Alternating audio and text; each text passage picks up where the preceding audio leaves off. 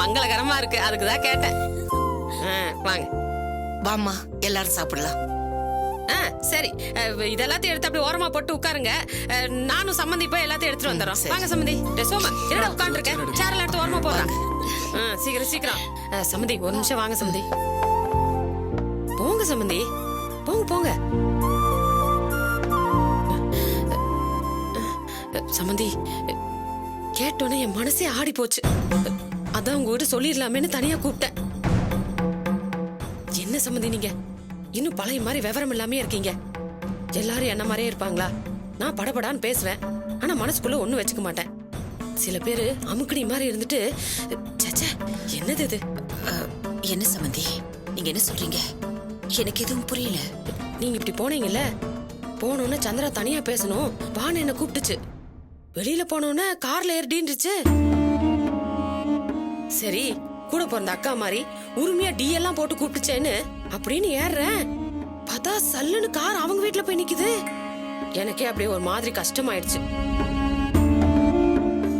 என்னக்கா இப்படி பாதியிலேயே வந்துட்டீங்களேன்னு கேட்டதுக்கு, பாதியில போனது நானா இல்ல அந்த சுந்தரியான்னு கேக்குது. அப்பதான் எனக்கே புரிஞ்சுது, அது உங்களை பத்தி தப்பா நினைச்சுக்கிட்டு இருக்கு.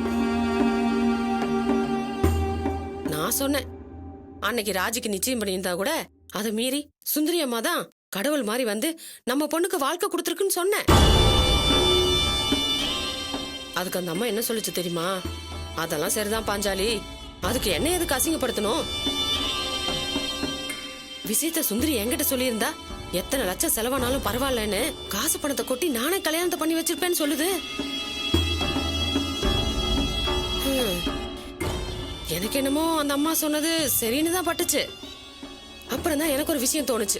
அடிக்கடி நீங்க சொல்லுவீங்களே பணக்கார வீட்டு சம்பந்தம் வேணாம் வேணான்னு, அது 100ல 1 வார்த்தை சம்பந்தி. இப்ப பாத்தீங்களா, அந்த அம்மா எடுத்ததுக்கெல்லாம் சிலுத்துக்குது. 1000 காசு பணம் இல்லன்னா கூட நீங்களும் நானும் ஒருத்தருக்கு ஒருத்தர் விட்டு கொடுத்துருக்குமா? இல்ல பணக்காரங்கன்னா அவங்க புத்தி காமிச்சிட்டாங்க பாத்தீங்களா? மதி கல்யாணம் ஆனதுல இருந்து பாக்குறேன், நீங்க மாறவே இல்லையே. ஆனா அந்த அம்மா உங்களை பத்தி அப்படி இப்படின்னு என்னென்னமோ சொல்லுது. அவங்க என்ன போய் இப்படி? அப்போ நான் போய் சொல்றேங்கிறீங்களா?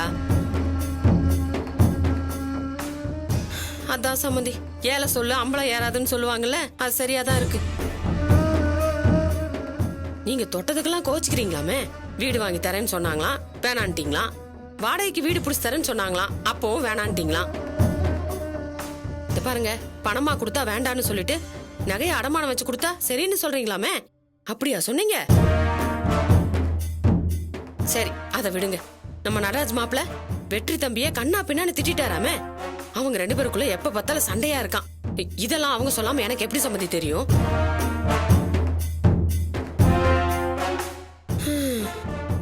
நானும் என் மகனும் எவ்வளவோ கஷ்டப்பட்டு என் மருமக மதி கூட இப்பதான் ஒண்ணு சேர்ந்திருக்கோம். நான் ஏதாவது பொருளையா சொன்னா நீங்க இந்த வீட்டுக்குள்ள என்ன சேர்ப்பீங்களா?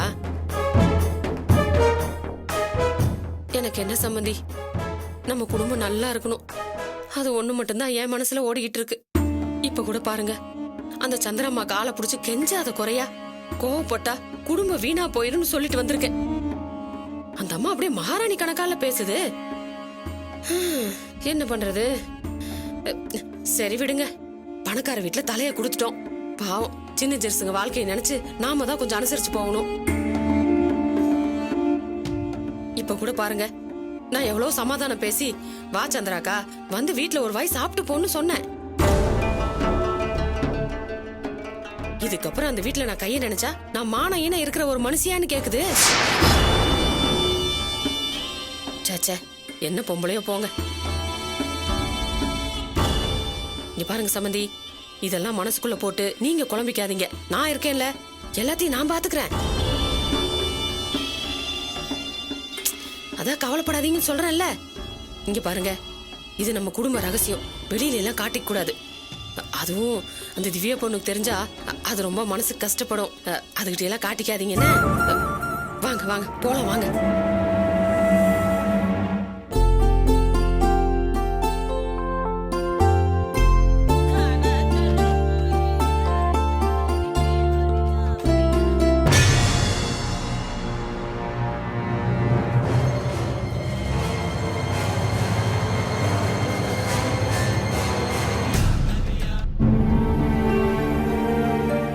ஏங்க இதுக்கு மேலேயும் என்னால இதெல்லாம் சகிச்சிட்டு இருக்க முடியாதுங்க. என்னாச்சு? நான் என்ன அவளுக்கு வேலைக்காரியா இல்ல முறவாசல் பாக்குறவளா? வேலைக்கு டான்னு ஆக்கி ஆக்கி இறக்கி வைக்கிறேன். தின்னுட்டு அவ பாட்டுக்கு இருந்தா கூட பரவாயில்ல. கேவலமா பாக்குறது, நக்கலா சிரிக்கிறது. நான் என்னங்க அப்படி கேவலப்பட்டு போயிட்டேன்? எங்கேயோ குப்பையில கடந்த கருமாந்திரம் எல்லாம் என்ன பார்த்து பல்ல இழுக்குது. எனக்கு எதுக்குங்க அப்படி ஒரு தலைவிதி? எல்லாம் உன்னால வந்ததுதான். நீ எதுக்கு அவளுக்கு சமைச்சு போடுற? மகாராணி இந்த வீட்டுக்கு மருமகளா தானே வந்தா. தொடப்பத்தை கையில கூட ஒழுங்கா வேலை செய்யலையா? அதாலே தலையில 4 போடு போடு. எல்லா மாமியார் மாதிரி நீ இரு. ஐயோ என்ன விட்டுருங்க, நான் போறேன். அவ கதறி ஓடணும். அது உன் கையில தாண்டி இருக்கு. இல்லங்க, நீங்க தானங்க அந்த சரஸ்வதி அம்மா அப்படி இப்படின்னு சொன்னீங்க. அந்த பொம்பளை வரட்டு நான் பேசிக்கிறேன். இப்ப நீ முதல்ல அவளுக்கு ஏதாவது வேலை கொடு. இதுக்கப்புறம் ஒரு துரும்ப கூட நீ எடுக்காத. எல்லாத்தையும் அவளே செய்ய சொல்லு. போ.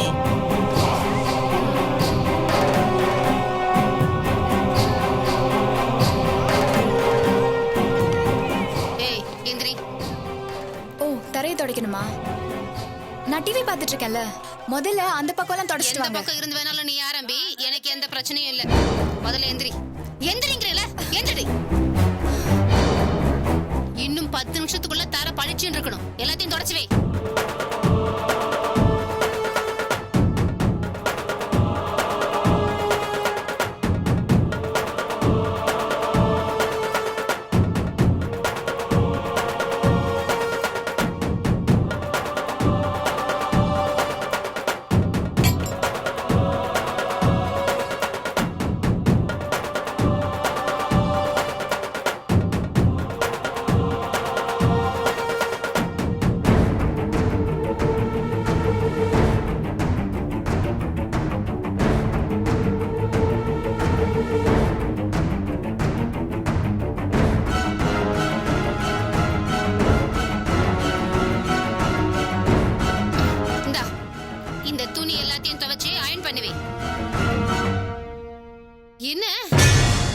இன்னும் நீ தரையவே தொடக்கலையா?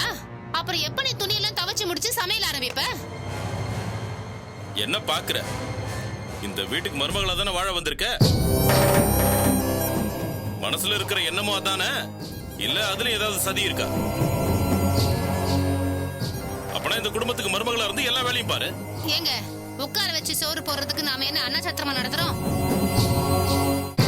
இதெல்லாம் போய் சரஸ்வதி அம்மா கிட்ட கம்ப்ளைண்ட் பண்ணிட்டு இருக்காத. ஏங்க அப்படியே கம்ப்ளைண்ட் பண்ணா கூட பரவாயில்லைங்க, ரொம்ப சந்தோஷம். இவ வேலை செய்யற லட்சணம் என்னன்னு அவங்களே வந்து பாக்கட்டும்.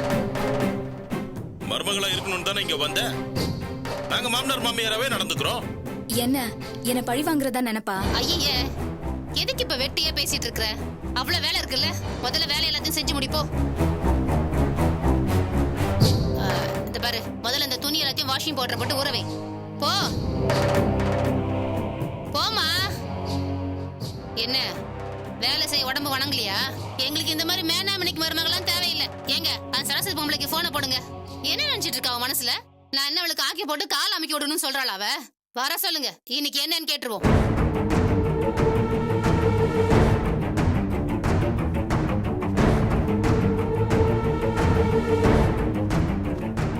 எடுக்கிறது ஒழுங்கா எடு, அதையும் கீழே போட்டு எடுத்துட்டு இருக்க. எடு.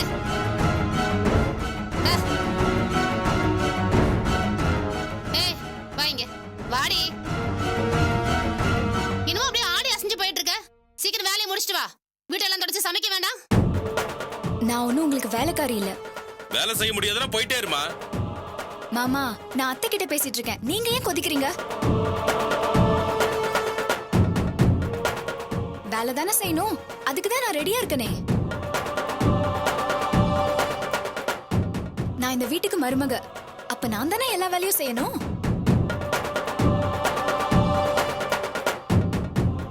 அதுக்குன்னு வேலைக்காரி மாதிரி வாடி போடி அவளே இவளேலாம் கூப்பிடாதீங்க. வாமா அப்சரா, என்னம்மா மருமகளே இப்படி பேசுங்க. ஏன்னா நான் இந்த வீட்டு மருமக. கீழே விழுந்தாலும் மீசையில மண் ஓட்டலங்கிற மாதிரி எப்படி பேசிட்டு போறா பாத்தீங்களா? இன்னும் 2 நாள் பாருங்க, நான் குடுக்கிற டார்ச்சர்ல இந்த வீட்டு பக்கமே திரும்பி பார்க்காம போறாளா இல்லையா?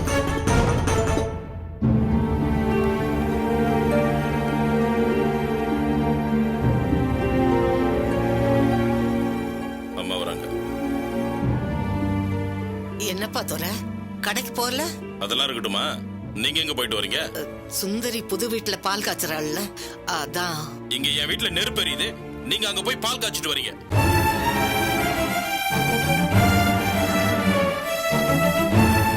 ஏமா ஏன் என் மேல அப்படின்னு உங்களுக்கு கோவம்? எனக்கு ஆவாதவங்க யாருன்னு தேடி தேடி போய் அவங்களோட கூட்டு வச்சிட்டு இருக்கீங்க.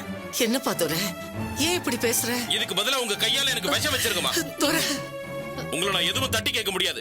அதனால உங்க இஷ்டத்துக்கு நீங்க ஆடுறீங்க. நீங்க கொடுக்குற தைரியத்துல தான் எங்க இருந்தோ வந்ததெல்லாம் என்ன ஆட்டி படிச்சிட்டு இருக்கு.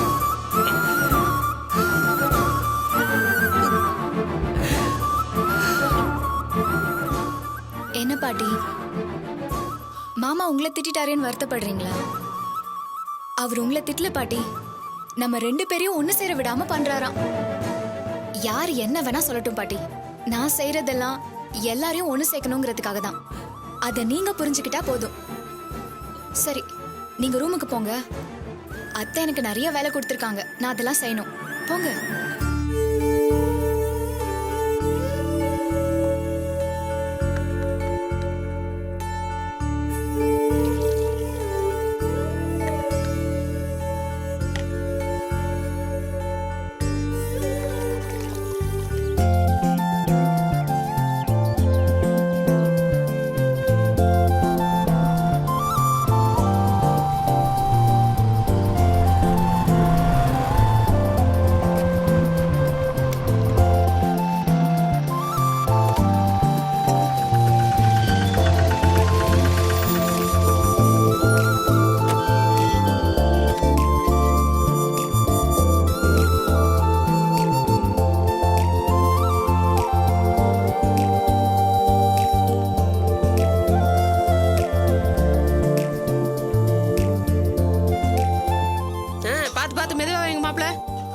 வைப்பா, கீழே இறக்கி வை. மதி, நீ விடு, நான் பாத்துக்கிறேன். நீ விடு. பரவாயில்ல, என்ன எடுப்போம்? பரவாயில்ல, நான் பாத்துக்கிறேன். நீங்க 2 பேருமே உட்காருங்க. அதான் நாங்க இத்தனை பேர் இருக்கோம்ல, நாங்க பாத்துக்கிறோம். அட என்னம்மா நீ, என் மகன் தான் பொண்டாட்டிய தாங்கு தாங்குன்னு தாங்குறான். இப்பதான் அந்த சாமி அவனுக்கு ஒரு நல்ல புத்தியை கொடுத்துருக்கு. விடுமா, செய்யட்டும். அண்ணன் ஒரு வைஃப பக்கத்துலயே இருந்து பாத்துக்கிட்டோம். யார் வேண்டான்னு சொன்னா?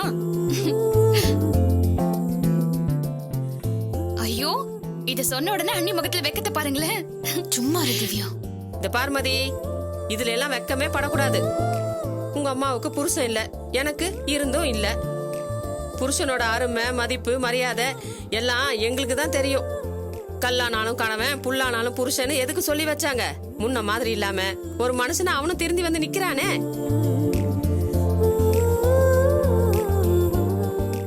இனிமே அவன் உன்னை நல்லபடியா பாத்துக்குவான், நீ அவனை நல்லபடியா பாத்துக்கோ. அவ்வளவுதான் நான் சொல்லுவேன். ஆண்டி, இப்ப நீங்க சொன்ன பழமொழி எல்லாம் கல்யாணம் ஆனவங்களுக்கு மட்டும்தானா? பேச்சுலர்ஸ்க்கு எதுவும் இல்லையா? யாரு பேச்சாளரு? நீயா?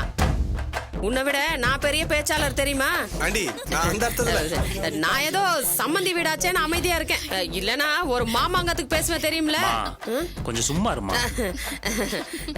தம்பி சொல்றதும் சரிதான் போல. அப்படியும் கூட தான். என்ன தம்பி நான் சொல்றது? கரெக்ட் தான். தம்பிக்கு கூச்ச சுபாவம், அதான் பயப்படுது. தம்பி, உனக்கும் கல்யாணம் ஆனா இந்த மாதிரி தான். எனக்கு கல்யாணம் பண்ணி வைக்கிறதுலாம் அப்புறம் இருக்கட்டும். முதல்ல கல்யாணம் ஆன நடராஜன் திவ்யாவையும் எங்கேயா வெளியே அனுப்பி வைக்க பாருங்க.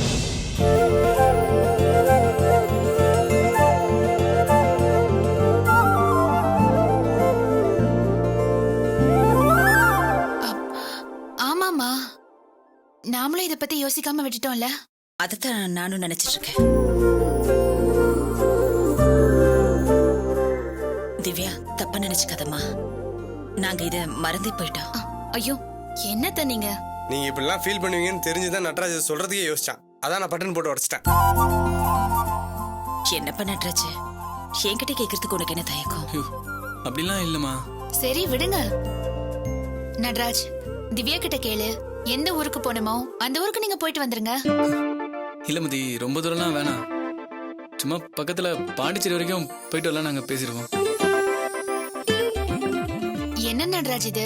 போறதுன்னு முடிவு பண்ணதுக்கு அப்புறம் ஊட்டி கொடைக்கானல்ல போயிட்டு வரலாம்ல? அப்படி இல்ல மதி, அதுக்குல இப்ப கம்பெனில கொஞ்சம் வேலை டைட்டா இருக்கு, லீவு கிடைக்காது. இப்போதைக்கு பாண்டிச்சேரி வரைக்கும் போயிட்டு வந்துடுறோமே. அப்புறம் என்ன கம்பெனிக்கு லீவ் போட்டுட்டு நாளைக்கே கிளம்புங்க. என்ன தம்பி, நாரதரோட கழகம் நன்மையில போய் முடியிருக்கிற மாதிரியே பண்ணிட்ட. நட்ராஜ் வா திங்ஸ் எடுத்து வைப்போம். சூர்யா நீ வா. விடுமதி, நான் பாக்குறேன். பரவாயில்ல, இருக்கட்டும். கொடுங்க நீ உட்காருங்க.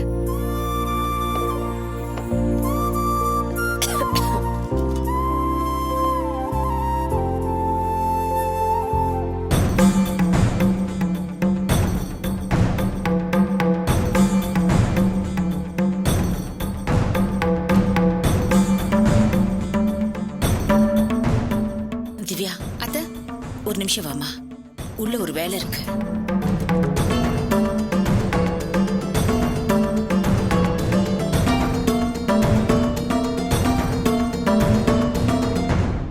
வாமா. சொல்லுங்க அத்தை. இல்ல திவ்யா, அத்தை கேக்குறேன்னு வருத்தப்பட மாட்டேல்ல? இல்ல அத்தை, நீங்க இப்படி கேக்குறதா எனக்கு வருத்தமா இருக்கு. எதுவா இருந்தாலும் சொல்லுங்க. இல்ல, அம்மா என் மேல ஏதாவது கோச்சுக்கிட்டாங்களா? உங்களையா? என்ன சொல்றீங்க? இல்ல, அவங்க இங்க வந்திருந்தப்போ நான் அவசரமா வெளியில போயிட்டேன். அவங்க எப்படி கோச்சுக்குவாங்க? இல்லம்மா, என் மனசுக்கு என்னமோ ரொம்ப கஷ்டமா இருக்கு. அத்தை, அவங்க அந்த மாதிரி எல்லாம் நினைக்க மாட்டாங்க. இல்ல, அவங்க சாப்பிடறது கூட வரல. அதான் எனக்கு ஒரு மாதிரியா இருக்கு. அத்தை, இத போய் ஒரு விஷயமா எடுத்துக்கிட்டீங்களா? அம்மா அப்படிலாம் நினைச்சு வராம இருக்க மாட்டாங்க. உண்மையிலேயே அவங்களுக்கு ஏதாவது ஒரு வேலை இருந்திருக்கும்.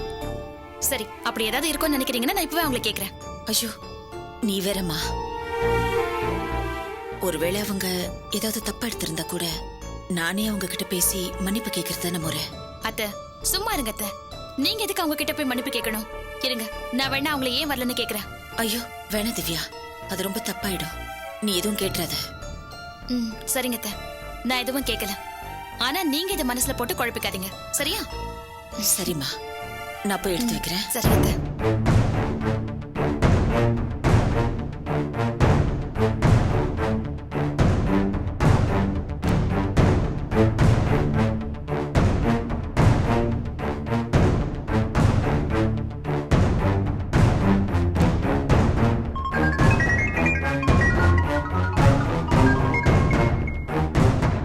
சொல்லு திவ்யா.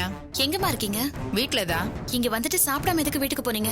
இப்ப அதுக்கு என்ன, விடு. என்னம்மா இப்படி சாதாரணமா சொல்றீங்க? வேற எப்படி சொல்ற? என்னம்மா நீங்க தப்பு பண்ணிட்டு கொஞ்சம் கூட குற்ற உணர்ச்சி இல்லாம பேசுறீங்க? என்னடி பேசுற? வீட்டுக்கு வந்தவங்கள மதிக்காம போனது யாரு? நான் தப்பு பண்ணேன்னு சொல்றேன். அப்போ நீங்க வேணும்னே தான் வராம இருக்கீங்களா? பின்ன எல்லா அவமானத்தையும் தொடச்சு போட்டுட்டு அங்கே இருக்க சொல்றியா? மா, நீங்க பேசுறது சரியில்லைம்மா. எல்லாத்துக்கும் ஒரு அளவு இருக்கு திவ்யா. நானும் மனுஷிதான். என்னம்மா நீங்க உங்க ஈகோவை காட்டுறதுக்கு இதுவாயிடும். திவ்யா, நீ சின்ன பொண்ணு, உனக்கு இதெல்லாம் புரியாது. நீ கொஞ்சம் பேசாம இரு. சும்மா இருங்கம்மா. நீங்க தான் ரொம்ப சைல்டிஷா பிஹேவ் பண்றீங்க. யாத்திரத்தை கலப்பாம போன வை திவ்யா. என்னம்மா பேசுறீங்க? கடைசி வரைக்கும் நாம அவங்களுக்கு நன்றியோட இருக்க வேண்டாமா? ஏய், நானும் முடிஞ்ச அளவுக்கு விட்டு கொடுத்து போய் பார்த்துட்டேன். எனக்கு புத்திமதி சொல்றதை விட்டுட்டு உங்க மாமியாருக்கு சொல்லு. என்னம்மா நீங்க? ஏன் மாமியார் கரெக்டா தான் நடந்துக்கிறாங்க, நீங்க தான் ரொம்ப தப்பா இருக்கீங்க. ஏய், என்ன இது புது பழக்கம்? மரியாதை இல்லாம பேசிட்டு இருக்க. எனக்கும் தாமா புரியல. நீங்க இது வரைக்கும் இப்படி நடந்துக்கிட்டதே இல்ல, இப்ப நடந்துக்கிறீங்களே, அதனாலதான் இப்படி பேச வேண்டியிருக்கு. புதுசா புருஷ மாமியார் உறவு கிடைச்சிருக்குல்ல, நான் உனக்கு அனாவசியமா தான் தெரிவேன். என்னம்மா, நியாயமா இதுக்கு நீங்க சந்தோஷம் தான் படணும். புருஷன் வீட்டோட நீ அந்யோன்யமா இருக்கிறது சந்தோஷம்தான். அதுக்காக தப்பான விஷயத்துக்குலாம் அவங்களுக்கு சப்போர்ட் பண்ணி என்கிட்ட சண்டைக்கு வராத. மா, ராஜுக்கு ஒரு நல்லது நடக்கணும்னு அவங்க நினைக்கிறது தப்பாமா? இத பாரு, தேவையில்லாம என்கிட்ட விதண்டாவாதம் பண்ணிட்டு இருக்காத. அவங்க என்னென்ன பேசிருக்காங்கன்னு உனக்கு தெரியாது. என்னம்மா நீங்க புதுசா ஏதாவது சொல்றீங்க? அதெல்லாம் உனக்கு புரியாது. ப்ளீஸ்மா, அவங்கள பத்தி எதுவும் பேசாதீங்க, வேண்டாம். என்ன திவ்யா, என்ன பேச்செல்லாம் ஒரு மாதிரியா இருக்கு? நேத்து வந்த மாமியாருக்காக என்னைய அசிங்கப்படுத்துறியா? ப்ளீஸ்மா, ஏன் புரிஞ்சுக்க மாட்டேங்கிறீங்க? அதான் ரொம்ப நல்லா புரிஞ்சு போச்சே. இதுக்கு மேல என்ன இருக்கு? வை போன.